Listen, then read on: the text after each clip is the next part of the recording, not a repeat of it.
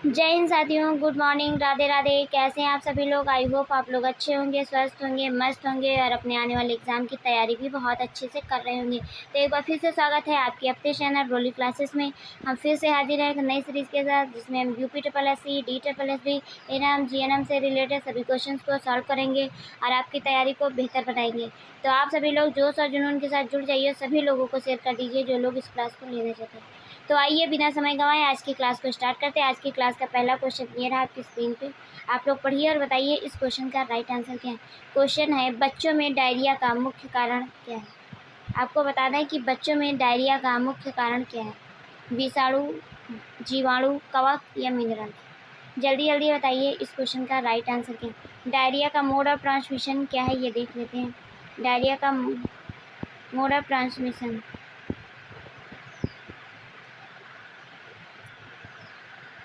तो डायरिया का जो मोड ऑफ ट्रांसमिशन है वो 5F से डिनोट करते हैं। किससे? 5F से।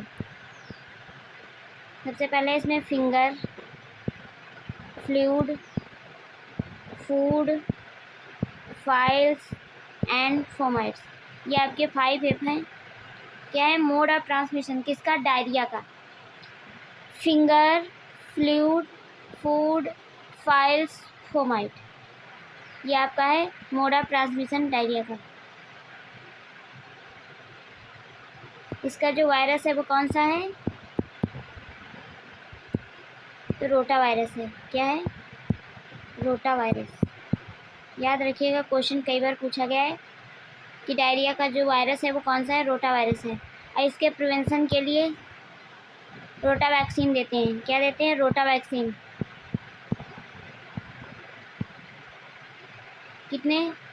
तो 5 ड्रॉप देते हैं। कितना देते हैं? 5 ड्रॉप देते हैं। कैसे देते हैं? ओरल देते हैं। कैसे देते हैं? ओरल देते हैं। तो आप सभी को याद रखना है कि बच्चों में जब डायरिया होती है उसे लगातार जिंक की गोलियां देते हैं। कितने दिन? 14 दिन तक। तो इस क्वेश्चन का राइट आंसर है option A. Right answer option ए, विषाणु। क्या है? विषाणु, rota virus. Right answer option ए। नेक्स्ट क्वेश्चन है इनोमिनेट बोन के कितने भाग होते हैं। आपको बताना है कि इनोमिनेट बोन के कितने भाग होते हैं। Part of innominate bone. तो इनोमिनेट बोन के कितने पार्ट होते हैं? 3 पार्ट होते हैं। कितने पार्ट होते हैं? 3 पार्ट होते हैं। कई बार एग्जाम में पूछ लेता है। कौन कौन से? तो इलियम,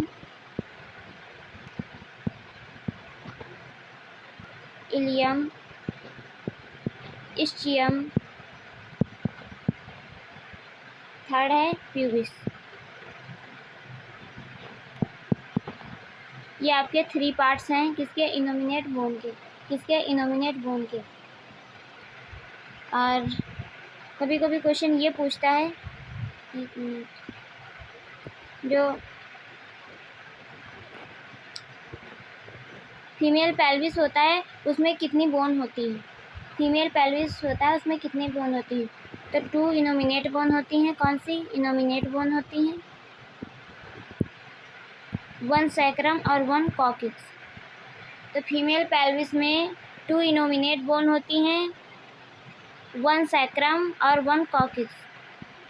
और इनोमिनेट बोन के कितने पार्ट होते हैं? तो 3 पार्ट होते हैं। कितने पार्ट होते हैं? 3 पार्ट होते हैं। कौन कौन से? Ilium, ischium, pubis. तो इस क्वेश्चन का राइट आंसर है option B. Right answer option B.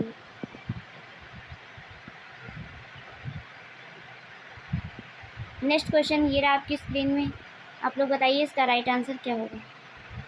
Question है, नवजात शिशु में हाइपोग्लाइसीमिया में रक्त में शक्कर की मात्रा हो जाती है। क्या होती है?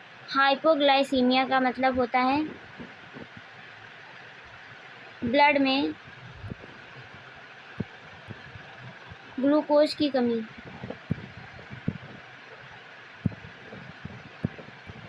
किसकी? ग्लूकोज की कमी। अगर यहाँ पर हाइपरग्लाइसीमिया होता है तो क्या होता है? ब्लड में ग्लूकोज की अधिकता। ठीक ठीक है।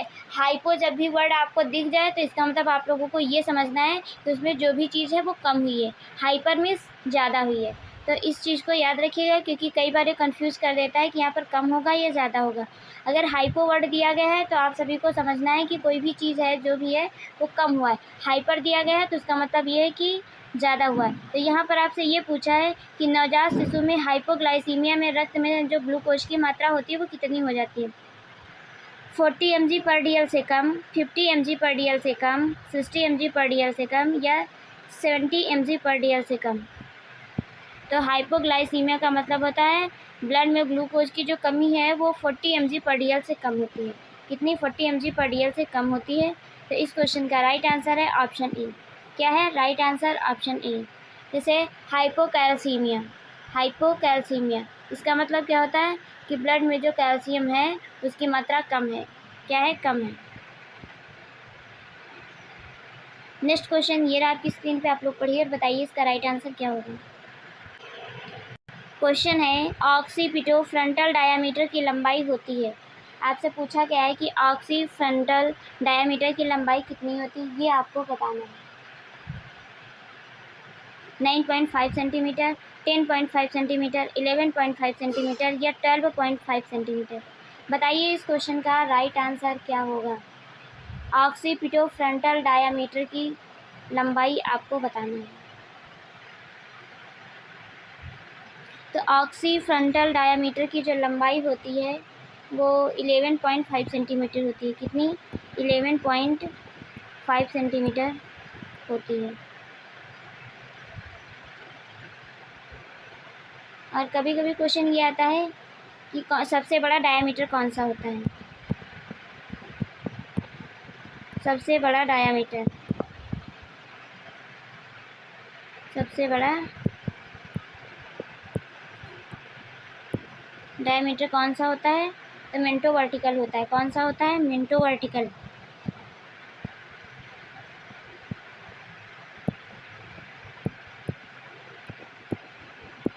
इसकी जो लंबाई होती है वो लगभग 40 सेंटीमीटर होती है।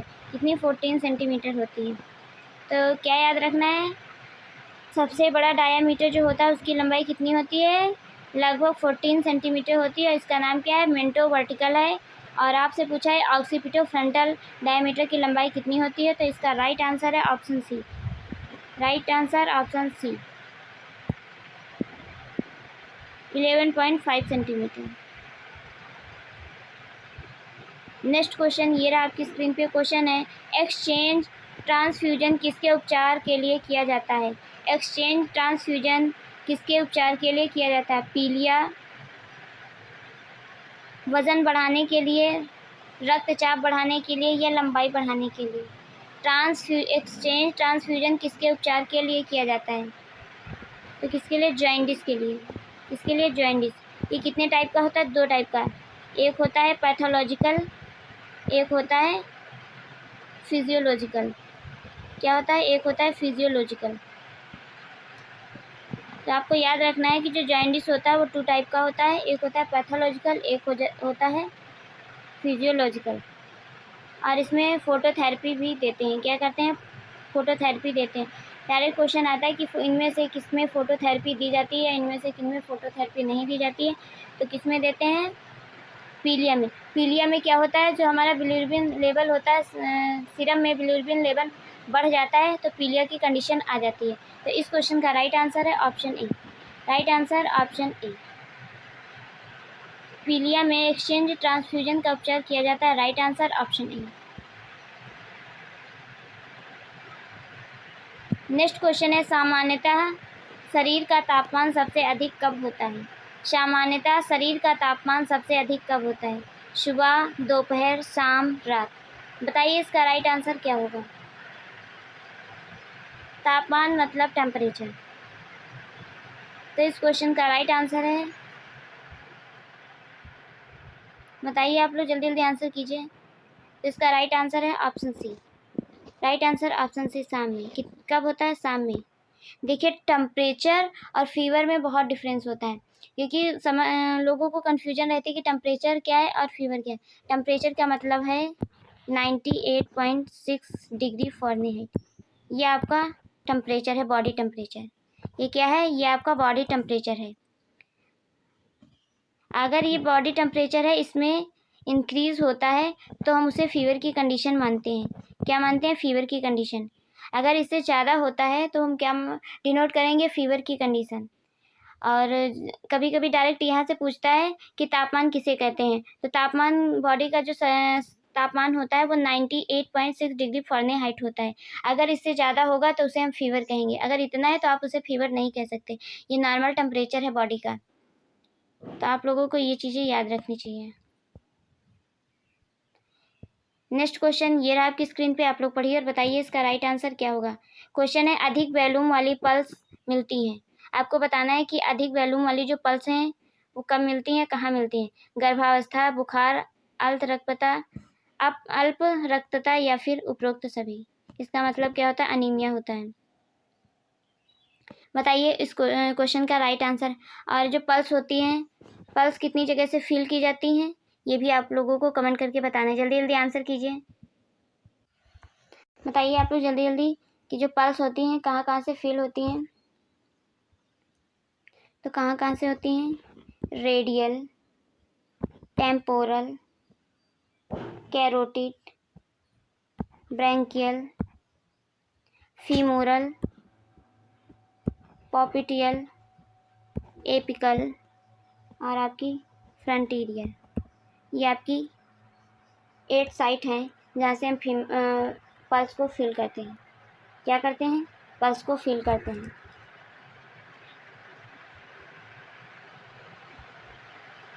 यहाँ से डायरेक्ट क्वेश्चन पूछ लेता है कि जो पल्स है उसे हम कहाँ कहाँ से फील करते हैं या कहाँ से फील नहीं करते, ऐसा भी। तो radial, temporal, carotid, brachial, femoral, popliteal, apical and फ्रंटीरियल। तो ये 8 साइट हैं जहाँ से हम पल्स को फील करते हैं। और यहाँ पे आपसे पूछा है कि अधिक वॉल्यूम वाली पल्स कहाँ से मिलती हैं। तो गर्भावस्था में भी मिलती हैं, फीवर में भी और एनीमिया में भी। इसका राइट आंसर है ऑप्शन डी। क्या है राइट आंसर? Option D.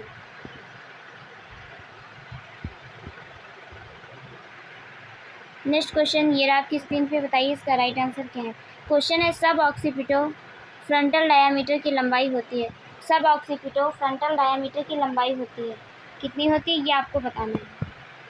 बताइए इस क्वेश्चन का राइट आंसर क्या होगा। 9 सेंटीमीटर, 11 सेंटीमीटर, 10 सेंटीमीटर या 12 सेंटीमीटर। बताइए इसका राइट आंसर क्या होगा। तो आपने देखा हो कुछ इस तरह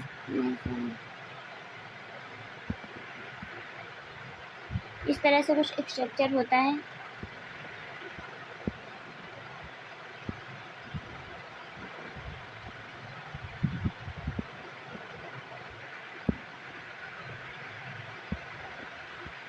तो ये आपका ये क्या है? फीटल स्कल है। क्या है? ये आपका फीटल स्कल है। ये आपका क्या है? फीटल स्कल है।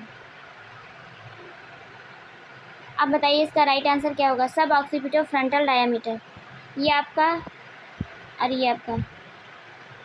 ये पोस्टीरियर फंटनेला है और ये आपका एंटीरियर फंटनेला है। इसे हम क्या कहते हैं? ब्रैगमा कहते हैं। क्या कहते हैं? ब्रैगमा कहते हैं। इसको क्या कहते हैं? लिम्बडॉइड कहते हैं। क्योंकि डायरेक्ट क्वेश्चन यहाँ से पूछता है कि ब्रैगमा किसे कहते हैं या लिम्बडॉइड। तो जो एंटीरियर फंटनेले होता है उसको हम ब्रैगमा कहते हैं और पोस्टीरियर फंटनेले को हम लैम्डा कहते हैं। ये आपकी कौन सी बोन है? ये पैराइटल बोन है, ये फ्रंटल बोन है और ये आपकी ऑक्सीपुट बोन है। ठीक है, याद रखना है कौन सी है? पैराइटल है, फ्रंटल बोन है और ये ऑक्सीपुट बोन है। ये कंप्लीट कितने दिन में होता है? तो ये 18 मंथ में। कितने दिन में? 18 मंथ में ये कंप्लीट होता है। और ये कितने टाइम में कंप्लीट होता है? ये 4 to 6 वीक में कंप्लीट हो जाता है। कितने वीक में? 4 to 6 वीक में जो लैम्डा है वो कंप्लीट हो जाता है। तो इस क्वेश्चन का राइट आंसर है option C. Right answer option C. 10 centimetre कितना होता है? 10 centimetre. Right answer option C. Next question है, यदि किसी भाग पर छूने से दर्द होता है उसे कहते हैं। यदि किसी भाग को छूने पर दर्द होता है तो उसे क्या कहते हैं? कॉलिक, टॉनिक, क्रैम्प या टेंडर। बताइए इसका राइट आंसर क्या होगा, जल्दी जल्दी बताइए आप लोग सभी लोग। तो यदि किसी भाग पर छूने से दर्द होता है तो उसे हम टेंडर कहते हैं। Right answer option D. Right answer option D. Next question ये रहा आपकी स्क्रीन पे, पढ़िए और बताइए इसका राइट आंसर क्या है।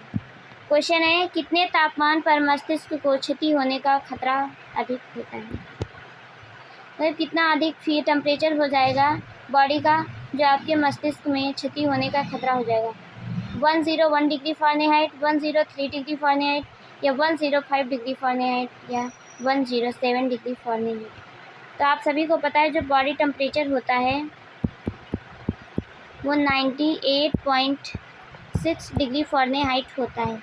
ये आपका बॉडी टेम्परेचर है। और यहाँ पर आपसे पूछा है कि कितना तापमान होने पर मस्तिष्क को या ब्रेन को खतरा होने लगता है, तो कितना 103 डिग्री फ़ारेनहाइट अगर हो जाता है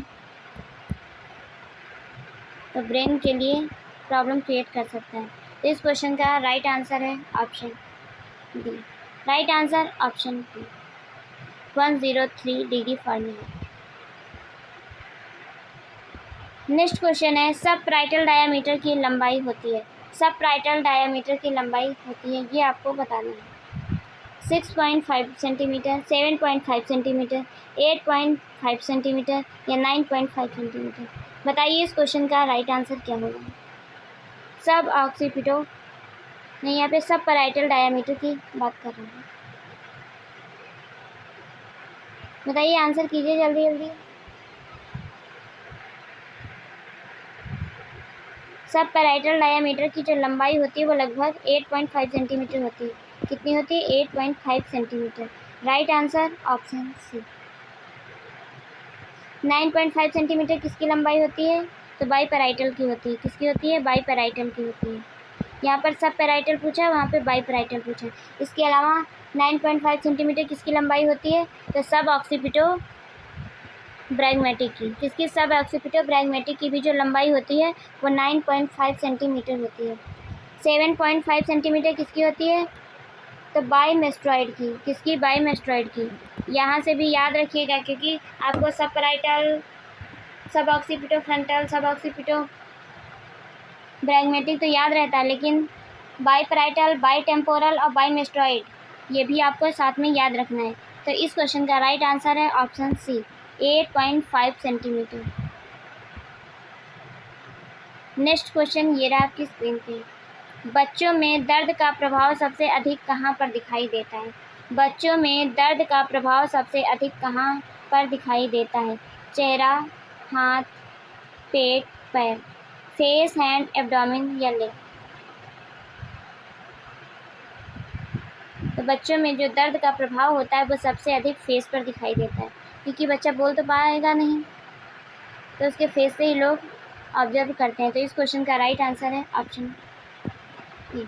right answer option E. Next question है, महिला पेल्विस कितनी अस्थियों से मिलकर बनी होती है? फीमेल पेल्विस है तो कितनी बोन से मिलकर बनी होती है, ये आपसे पूछा गया है। बताइए इसका राइट आंसर क्या होगा। तो जो फीमेल पेल्विस होता है वो कितनी बोन से मिलकर बना होता है? 4 बोन से। कौन कौन सी बोन होती हैं? 2 इनोमिनेट बोन होती हैं। कौन सी? Innominate bone.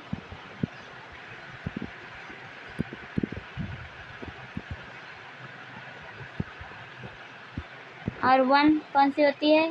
सैक्रम होती है। और 1 आपकी कॉक्सिक्स होती है। कौन सी होती है? कॉक्सिक्स होती है। तो ये 4 बोन है जिनसे मिलकर फीमेल पेल्विस बनता है। तो कितनी बोन होती है? Right answer option C. Right answer option C, 4 bone. Bone के नेम भी आपको याद रखने हैं। 2 innominate bone, 1 sacrum, 1 coccyx. Innominate जो बोन होती है उसके 3 पार्ट्स होते हैं। कितने पार्ट्स होते हैं? 3 पार्ट्स होते हैं। कौन कौन से होते हैं? Ilium, ischium, pubis. Ilium, ischium, pubis. देख लेते हैं कि जो फीमेल पेल्विस होता है उसमें जॉइंट कितने होते हैं। क्या जॉइंट कितने होते हैं? क्योंकि यहाँ से भी क्वेश्चन पूछता है। तो फीमेल पेल्विस में जो जॉइंट होते हैं मोस्टली 4 होते हैं। कितने होते हैं? 4 होते हैं। कौन कौन से होते हैं? 2 कौन कौन से होते हैं? Sacro, iliac joint, 1 symphysis pubis और 1 सैक्रोकॉक्सियल जॉइंट। तो कितने होते हैं? 4 जॉइंट होते हैं, 2 sacro iliac joint, 1 symphysis pubis और 1 सैक्रोकॉक्सियल जॉइंट। याद रखिएगा, डायरेक्ट क्वेश्चन ऐसे आता है कि इनमें से कौन सा फीमेल पेल्विस का जॉइंट नहीं है या है। तो 4 होते हैं, बोन भी 4 होती हैं। तो इस क्वेश्चन का राइट आंसर है ऑप्शन सी। नेक्स्ट क्वेश्चन ये रहा आपकी स्क्रीन पे, बताइए इसका राइट आंसर क्या है। क्वेश्चन है, इनमें से कौन सी औषधि वोमिटिंग रोकने के लिए मुंह से दी जा सकती है। बताइए इस क्वेश्चन का राइट आंसर क्या होगा। यहाँ पे ओरल देने की बात हो रही है कि वोमिटिंग की कौन सी जो औषधि है या ड्रग है दे सकते हैं। आंसर कीजिए आप सभी लोग जल्दी जल्दी।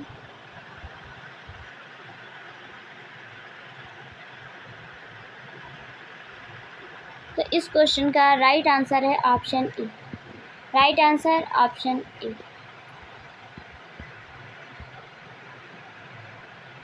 नेक्स्ट क्वेश्चन है, पार्किंसन डिजीज़ का प्राथमिक चिन्ह है। पार्किंसन डिजीज़ का प्राथमिक चिन्ह है। पार्किंसन डिजीज़ का अदर नेम क्या है ये आपको बताना है। और यहाँ पे पूछा है कि जो प्राथमिक चिन्ह है वो क्या है, कठोरता, कपकपी, डिस्फेजिया या वाचाघात। बताइए इसका राइट आंसर क्या है। तो जो पार्किंसन रोग होता है वो ब्रेन संबंधी डिसऑर्डर होता है। कौन सा? ब्रेन संबंधी एक डिसऑर्डर होता है। इसका जो कारण होता है वो पूरी तरह से कंप्लीट ज्ञात नहीं है। तो जो पार्किंसन डिजीज़ है वो ब्रेन से संबंधित है। इसमें जो न्यूरॉन्स हैं, न्यूरॉन्स में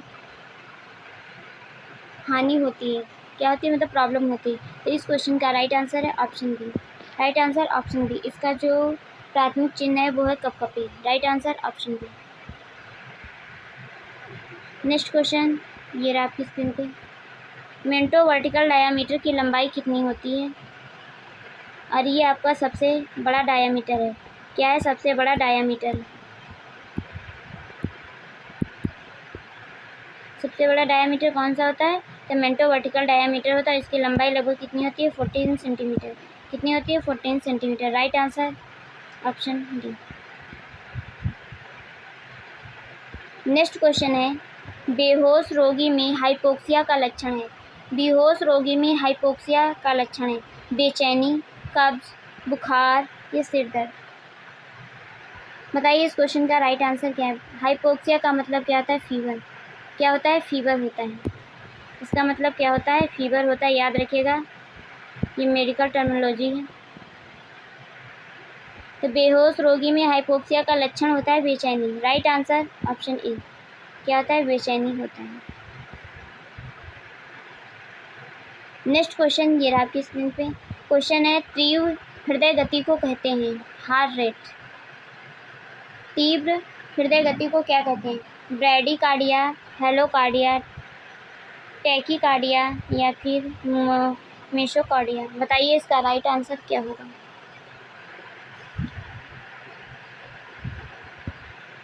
तो आप सभी को इसको अच्छे से समझना है हार्ट रेट के बारे में। हार्ट रेट, ब्रैडीकार्डिया और टैकीकार्डिया। अगर आपका जो हार्ट रेट है वो 60 से कम हो रहा है बीट पर मिनट, तो आप उसे क्या कहेंगे? ब्रैडीकार्डिया। अगर हार्ट रेट 100 प्लस जा रहा है तो उसे हम बोलते हैं टैकीकार्डिया। क्योंकि ये दोनों वर्ड कई बार एग्ज़ाम में कंफ्यूज कर देते हैं कि ब्रैडीकार्डिया कब होता है और टैकीकार्डिया कब होता है। टैकीकार्डिया का मतलब है कि जो हार्ट रेट है वो 100 प्लस बीट पर मिनट है तो उसे हम टैकीकार्डिया कहते हैं। अगर आपका heart rate 60 beat per minute से कम है तो उसे हम ब्रैडीकार्डिया कहते हैं। तो इस क्वेश्चन का राइट आंसर है option C. Right answer option C. Cardia का मतलब हार्ट से होता है। तो right answer option C. Next question है, धीमी हृदय गति को क्या कहते हैं। तो धीमी का मतलब है 60 बीट पर मिनट से कम, bradycardia heart rate. 60 beat per minute से कम है हार्ट रेट तो उसे हम ब्रैडीकार्डिया बोलते हैं। तो right answer option B. Next question है, गर्भस्थ शिशु की सामान्य गर्भ प्रस्तुति या प्रेजेंटेशन है सिफेलिक, ब्रीच, कंधा, घुटना। बताइए इसका राइट आंसर क्या होगा। गर्भस्थ शिशु की सामान्य जो प्रेजेंटेशन होती है वो कौन सी होती है। तो जो सामान्य प्रेजेंटेशन होती है वो आपकी सिफेलिक होती है। बाकी ब्रीच प्रेजेंटेशन, शोल्डर प्रेजेंटेशन, नी प्रेजेंटेशन, ये सभी क्या है, एक माल प्रेजेंटेशन है। क्या है, माल प्रेजेंटेशन है, याद रखिएगा। कई बार यहाँ से क्वेश्चन पूछा है कि कौन सी माल प्रेजेंटेशन होती है। तो इस क्वेश्चन का राइट आंसर है, राइट आंसर ऑप्शन ए सिफेलिक प्रेजेंटेशन। ये कौन सी है, एक सामान्य प्रेजेंटेशन है।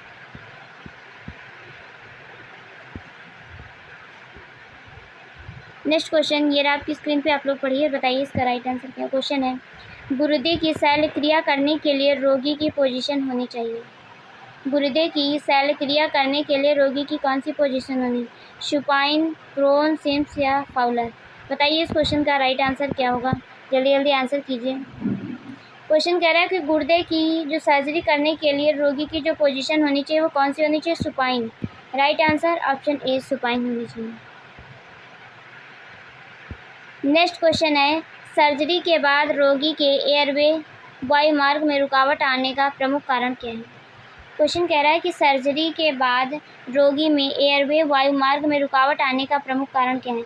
इन्फेक्शन, रोगी की जीभ का पीछे की ओर गिरना, रोगी को अधिक ऑक्सीजन मिलना या द्रव की कमी।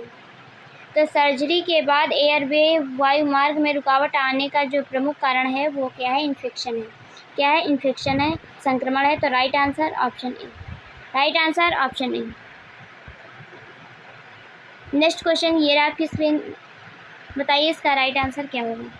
क्वेश्चन है, बायटेम्पोरल डायामीटर की लंबाई होती है, बायटेम्पोरल डायामीटर की लंबाई कितनी होती है ये आपको बताना।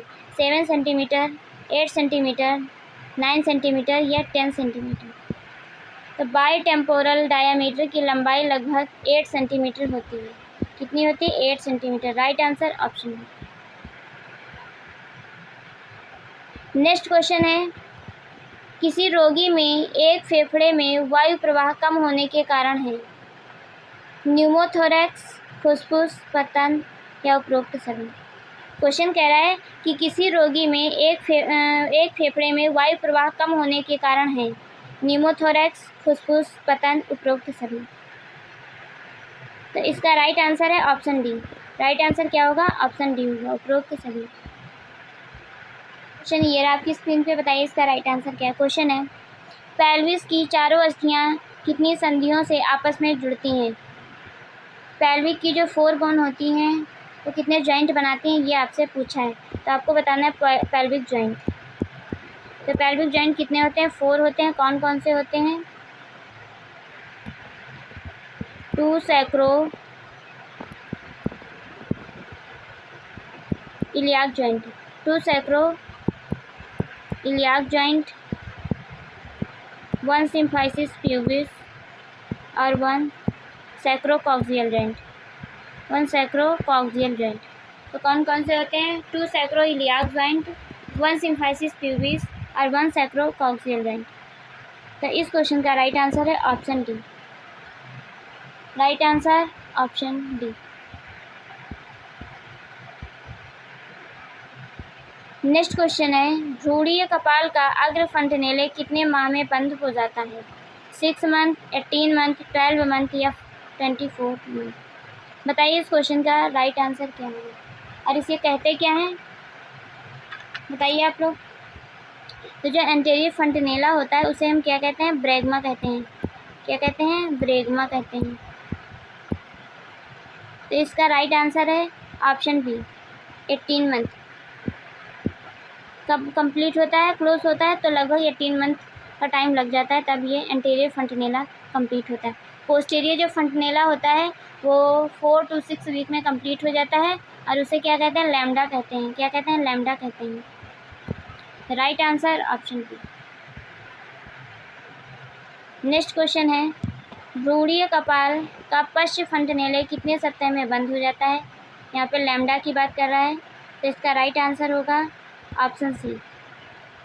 लगभग में पूछता है तो 4 to 6 वीक, कितना 4 to 6 वीक में कंप्लीट हो जाता है।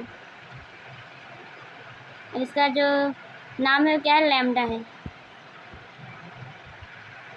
नेक्स्ट क्वेश्चन ये रहा आपकी स्क्रीन पे। गर्भस्थ शिशु की जो सामान्य स्थिति या लाई होती है वो कौन सी होती है?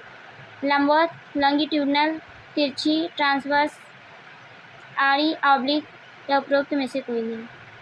तो जो गर्भस्थ शिशु होता है, जो फीटस होता है, उसकी जो सामान्यतः लाई होती है, स्थिति होती है, वो लॉन्गिट्यूडनल होती है। कौन सी होती है? लॉन्गिट्यूडनल होती है। इसका राइट आंसर है option A. Right answer option A, लंबवत। Next question and last question. Question है सब ऑक्सीपिटोब्रैगमेटिक डायामीटर की लंबाई होती है। सब ऑक्सीपिटोब्रैगमेटिक डायामीटर की लंबाई होती है 9.5 सेंटीमीटर, 8.5 सेंटीमीटर, 3.5 सेंटीमीटर या 10.5 सेंटीमीटर। बताइए आप लोग, जल्दी जल्दी आंसर कीजिए।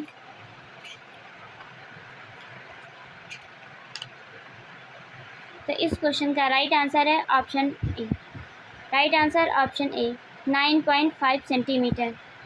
सब ऑक्सीपिटोब्रैगमेटिक डायामीटर की लंबाई होती है 9.5 सेंटीमीटर। 9.5 सेंटीमीटर। तो आप सभी लोग बताएंगे कि 31 क्वेश्चन में आप लोगों का टोटल स्कोर क्या रहा। वीडियो अच्छी लगी हो तो लाइक कीजिए, शेयर कीजिए, चैनल पे नए हो तो सब्सक्राइब कीजिए। मिलते हैं नेक्स्ट वीडियो में, तब तक के लिए bye bye, take care, thank you so much. और ये PDF आप लोगों को टेलीग्राम चैनल पर मिल जाएगी। टेलीग्राम का लिंक डिस्क्रिप्शन बॉक्स में दिया गया है, वहाँ से आप लोग ज्वाइन कर सकते हैं और वहीं से आपको PDF मिल जाएगी प्रैक्टिस के लिए। तो thank you so much, most welcome.